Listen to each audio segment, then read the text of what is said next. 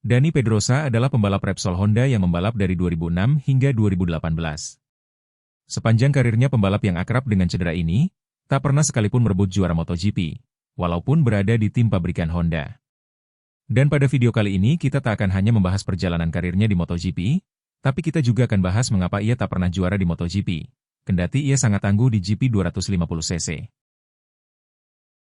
Daniel Pedrosa Ramal, atau sering disebut Dani Pedrosa, lahir pada 29 September 1985 di Sabadell, Spanyol. Sejak dari umur 4 tahun ia sudah tertarik dengan sepeda motor, dan motor balap pertamanya adalah mini bike buatan Kawasaki dengan 2 roda bantu di sisinya. Dan pada umur 9 tahun ia pun melakukan kompetisi balap motor pertamanya di Spanish Mini Bike Championship, dan memenangkan beberapa balapan di kompetisi ini. Karena tinggal di Spanyol, yang akses menuju kejuaraan cukup mudah, maka pada 1999 ia mengikuti The Movistar Activa Cup. Sebuah kompetisi untuk mencari talenta balap motor muda di Spanyol, yang kemudian mengantarkannya untuk mengikuti GP 125cc pada 2001. Di bawah bimbingan Alberto Puig, Pedrosa berhasil mendapatkan 2 podium di musim pertamanya, dan merebut juara kelas 125cc pada musim 2003, dengan memenangkan 5 balapan. Di kelas ini Pedrosa sudah pernah mendapat cedera berat, di mana seminggu setelah memenangkan gelar juara dunianya, ia mengalami kecelakaan hebat yang mematahkan kedua engkelnya di sesi latihan GP Australia. Ia pun mengakhiri musim 2003 dengan gelar juara, serta cedera berat di tubuhnya. Dan tanpa persiapan yang matang akibat cedera engkelnya, ia pun naik ke kelas 250cc pada musim 2004. Namun keajaiban terjadi, di atas motor barunya, ia langsung memenangi balapan pertamanya di GP Afrika Selatan. Dan langsung merebut gelar juara 250cc di musim perdananya di kelas itu dengan memenangkan 7 balapan dan 13 podium. Namun prestasi luar biasa ini tak membuatnya besar kepala, hingga langsung naik ke MotoGP pada 2005. Di mana ia kemudian memutuskan bertahan di kelas 251 musim lagi, hingga ia pun kembali memenangkan gelar keduanya dengan mengalahkan Casey Stoner dan Jorge Lorenzo yang kelak menjadi langganan juara MotoGP, yang nantinya tak pernah bisa ia lakukan. Di GP 250 musim 2005 ini, ia memenangkan 8 balapan dengan 14 podium. Dan seolah sudah ditakdirkan akrab dengan cedera, menjelang musim berakhir ia kembali mendapatkan cedera bahu di GP Jepang.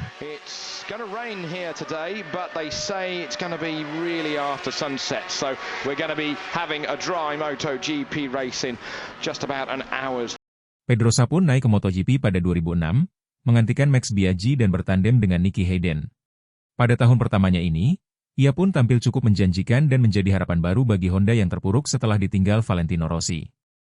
Di mana ia langsung podium di seri perdana di GP Spanyol dan memenangkan GP Cina dan GP Inggris. Dengan hasil cukup impresif ini, pada musim 2007 harapan Repsol Honda pun begitu besar padanya. Namun sayang harapan ini justru berbuah kosong. Casey Stoner yang oleh Honda pada 2006 hanya diberikan motor bekas dan kemudian terbuang ke Ducati, justru tampil beringas dan melumat seluruh pabrikan Jepang sekaligus. Dan membuat Pedrosa yang digadang Honda akan menaklukkan Valentino Rossi pada 2007, berakhir hanya menjadi runner-up. Celakanya hal ini terus berlanjut di tahun-tahun berikutnya dalam karir Pedrosa. Dia selalu menjadi penggembira dalam 3 besar perebutan gelar juara dunia. Posisi terdekatnya dengan gelar juara dunia ada pada tahun 2010 dan 2012.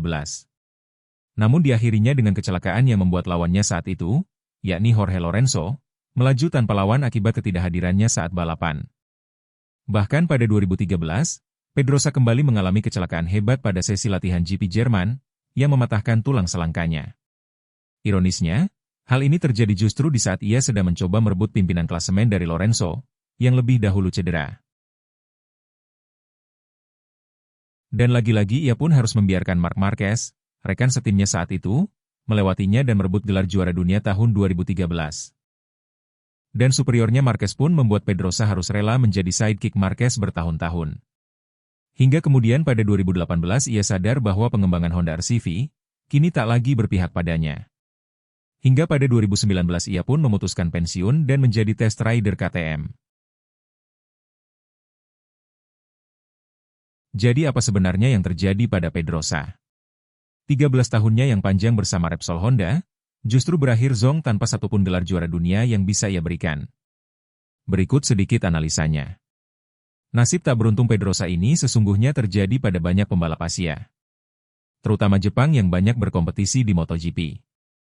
yaitu kendala fisik yang rata-rata mereka memiliki tubuh yang lebih kecil dibanding pembalap Amerika dan Eropa. Banyak pembalap Jepang yang kompetitif dan bahkan berhasil menjadi juara di kelas 250cc, namun kemudian tampil biasa bahkan berakhir buruk di MotoGP. Sebut saja nama Tohru Ukawa, Shinya Nakano, Daijiro Kato, dan Hiroshi Aoyama. Bahkan MotoGP era mesin 990cc yang bermesin lebih besar, kian membuat pembalap Jepang kehilangan tajinya. Dan ini terjadi pada Pedrosa yang konon hanya memiliki tinggi badan 165 cm, yang bahkan lebih kecil dari rata-rata orang Asia. Kendati ringan dan enteng, hingga bisa membuat motor membawa bahan bakar yang lebih sedikit, dan mampu berakselerasi lebih cepat, di sisi lain, tubuhnya yang lebih kecil akan sangat memforsir tenaganya untuk menggerakkan motor ke kiri dan ke kanan, serta menerima tekanan sebesar 1 hingga 3 G di sepanjang balapan. Jadi jangan heran, jika menang biasanya ia harus ngacir jauh terlebih dahulu saat balapan, karena dengan begitu, Pedrosa akan menggunakan pertengahan balapan untuk beristirahat, sebelum kemudian kembali tancap gas di lap-lap akhir untuk memenangkan perlombaan. Bahkan seorang Valentino Rossi, sampai heran dan terkejut saat Pedrosa memenangkan GP Amerika 2009, di mana Pedrosa yang telah melaju cukup jauh, mendadak muncul di depan Valentino Rossi di beberapa tikungan akhir, yang menandakan saat itu ia sudah nyaris kehabisan tenaga saat melalui sirkuit Laguna Seca yang penuh liku. Hingga untuk melihat Pedrosa memenangkan pertarungan 1 lawan 1 adalah suatu yang sangat sulit terjadi. Dan GP Brno pada MotoGP 2012, mungkin adalah satu-satunya duel yang pernah dimenangkan olehnya.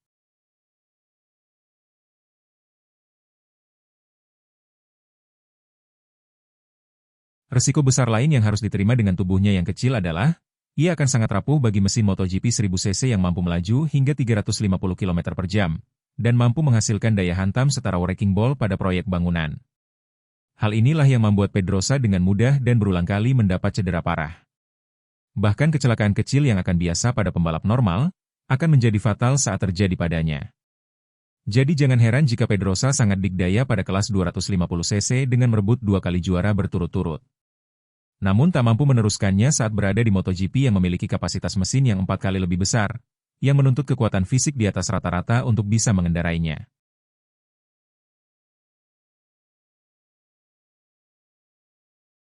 Namun di balik semua kekurangannya itu, ia adalah salah satu pembalap yang banyak disukai penonton dan rider lainnya di paddock.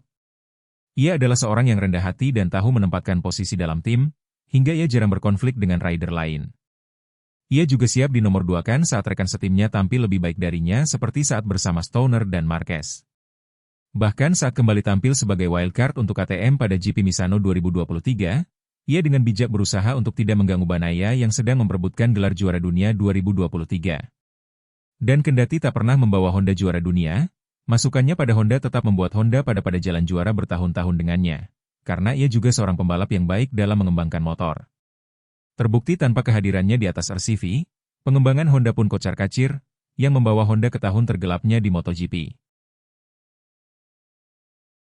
Satu kesalahan Pedrosa di sepanjang karirnya adalah ia terlalu setia kepada Honda, dan tak mencoba motor lain yang mungkin akan lebih ramah terhadap kekurangan fisiknya, yaitu WZR M1 milik Yamaha.